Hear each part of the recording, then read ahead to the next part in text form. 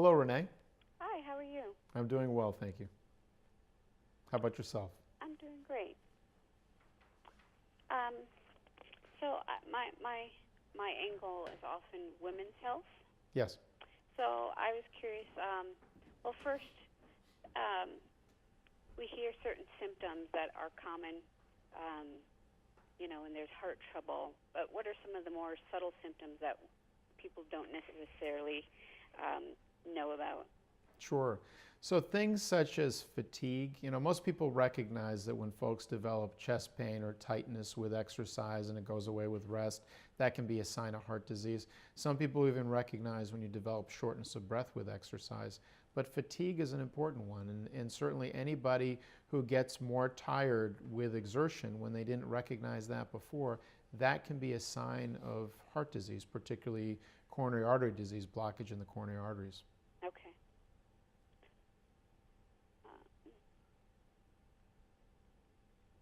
And how does heart disease present differently in women than it does in men?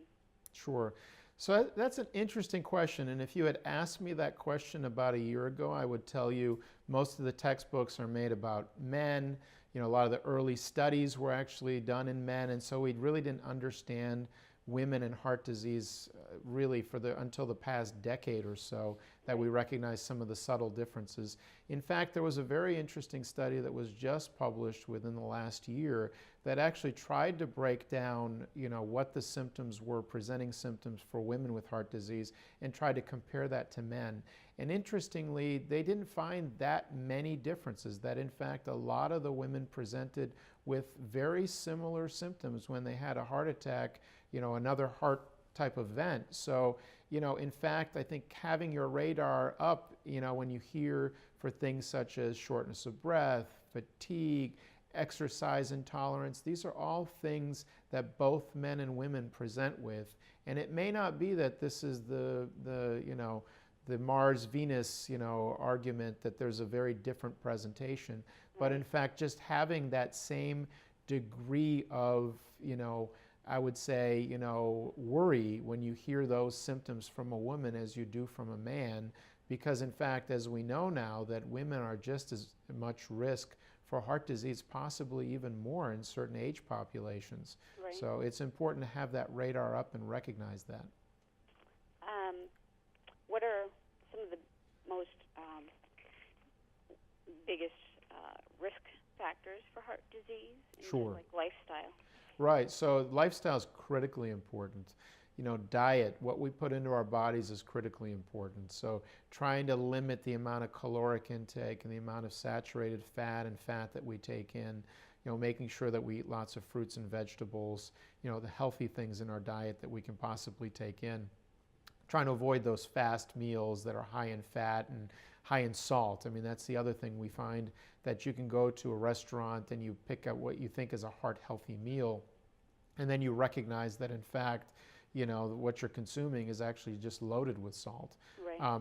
Exercise. People know that exercise is good for their hearts, but in fact, they don't recognize that there are certain things in their lives that they can change, whether it's going up and down stairs rather than taking the elevator, or walking a distance from the garage rather than circling around half a dozen times looking for that parking spot right next to where they're going. Those are ways that you can increase your activity in a healthy way.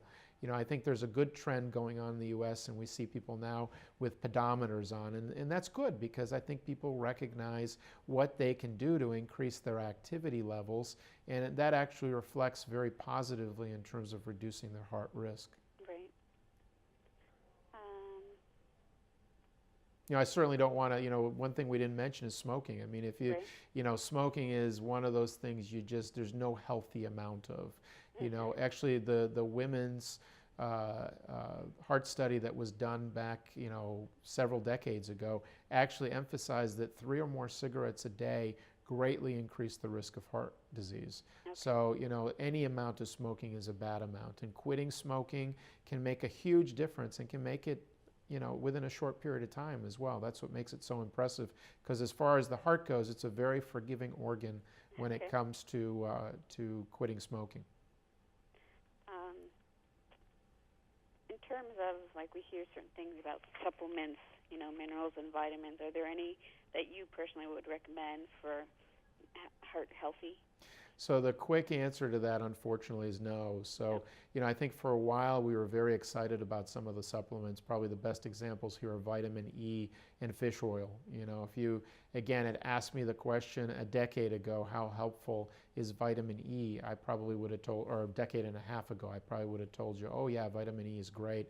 And then studies were done in tens of thousands of patients that actually showed that it was not beneficial, and that in large amounts, when it was resupplemented, actually it increased the risk of things such as heart failure.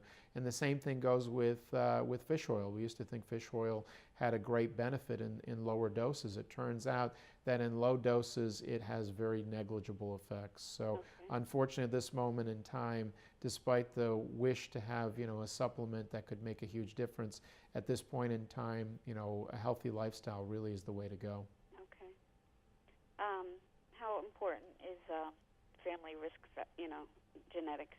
It's a huge impact. Now, one of the interesting things in our survey, we found that about 60% of the population thought that there was a gene that could be tested to look at your heart risk. It turns out we haven't gotten to that point yet. There's no single gene that we can do to, study to basically tell you what your risk is. In fact, as I've mentioned, that positive family history, having a first-degree relative, is really where the risk lies. Right. But it's a substantial risk. It's probably 60 to 70% increased risk if you have a first-degree relative with premature heart disease for you having heart disease. 60 to 70%. Okay, thanks. So it's pretty high. Okay. Let's see. I guess what are the options for people who develop heart disease? Like, say they have mild to moderate heart disease, what can they do to prevent, more serious things that require, like, quadruple bypass surgery or whatever? Right. So one of the things I like to emphasize is that treatments such as bypass surgery, such as angioplasty, stents, where you're treating the artery, in fact, are sort of like the equivalent of patching. If you've got a roof that's leaking, you're kind of putting, Play-Doh up there or whatever, caulk or something, trying to prevent the leak. Right. In fact, these are palliations. Even bypass surgery is a palliation. It's the lifestyle modification. It's controlling the risk factors that really alters the disease. And there are some medications that we think are beneficial here. Certainly, we believe that folks with heart disease and aspirin is beneficial, and we think statin therapy is beneficial in selected patients as well. Those with heart disease ought to be on a statin. I know not everybody can tolerate statins, but it's important to try and to find, a drug that the patient can tolerate, because the risk reduction that's provided by this is pretty dramatic. Right. What was the other thing you said before statin therapy? Aspirin. Aspirin, that's right. Is that baby aspirin or? Yeah, we believe that probably baby aspirin is equivalent in most cases to a full aspirin, and the only difference between a baby and a whole aspirin is that the whole aspirin is going to increase your bleeding risk. So you get almost the same benefit and yet substantially lower bleeding risk. So that's why we typically recommend a baby aspirin. Let's see. Have you noticed with the increase of obesity and poor diet, more people who are younger showing signs of heart disease? Absolutely, and I think that's unfortunate. Actually, if you go to the CDC website, there is a map that you can download of the United States, and you can see what's happened to our patterns of obesity over the last 2.5 decades. Okay. And the scary part about all of that is we've become progressively larger as a society. The percentage of obesity keeps going up. Almost concurrently with that, there's been an increase in the amount of diabetes that is seen. Yep. The scary part is there's actually teenage kids and kids in grade school that are developing diabetes at an early age. And Yep. I think that is, to me, the most frightening. And that probably comes from consuming large amounts of sugared beverages, whether those be, cola drinks or other sugared beverages. I mean, there's been this big push now for these energy drinks that are just loaded with sugar and caffeine. These are all things that we think are potentially detrimental. And there's been some elegant studies done that if you replace the soda machine with a water machine, or you replace it with something healthier, that in fact you can reduce the incidence of diabetes. And with diabetes, so increases heart risk. So this is unfortunately one of those cycles that as people get bigger and they develop more complications, we're going to see another epidemic of heart disease probably in a couple of decades. Okay.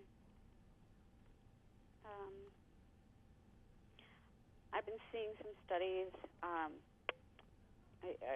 believe in complementary medicine, so I've been seeing some studies that have shown how meditation, mind-body practices like yoga have helped with, lowering blood pressure and things like that. Are there any complementary practices that you would recommend? So I think the meditation side of things is something we think is probably beneficial. I think that there have been smaller studies emphasizing, I think reduction of stress is a very important thing. I think we all recognize that stress plays into a lot of different diseases, not just heart disease.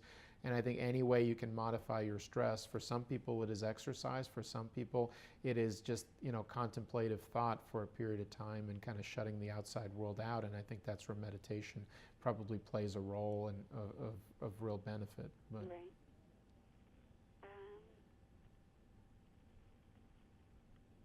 Do you find anything, do you find, I guess it's more correlation, but do you find people with stronger social support have, greater chances of surviving heart disease than those who have less social support? Or yeah, I think that's been recently shown that actually those folks that have stronger social networks, whether that be a spouse, a significant other, whatever it may be, that they can share information with, and they do better than those folks who don't. Right. And actually there's even been some suggestions that pet owners do better than non-pet owners. I think this is a complex issue, and I think that, I think having the person to sort of, or thing to share, information with or share your life with can actually reduce your stress and potentially have a beneficial effect. Right. You can wrap her if you want. Are the top 3 things that people can do to prevent heart disease? Sure. So I'll summarize, because unfortunately I need to move on to, Sure. Is again, I think number 1 is watching your diet, number 2, quitting smoking, and number 3, finding time in your week to exercise, to spend, to increase that activity. And I think if you can do those 3 things, I think even if you don't heed the advice of the physician and take medicines or whatever it may be, you're really helping yourself. Thank you so much for your time. You've been really great. Oh, it's my pleasure. Thank you for giving me this time to speak with you. Okay. All right. Take care. Take care. Bye-bye now.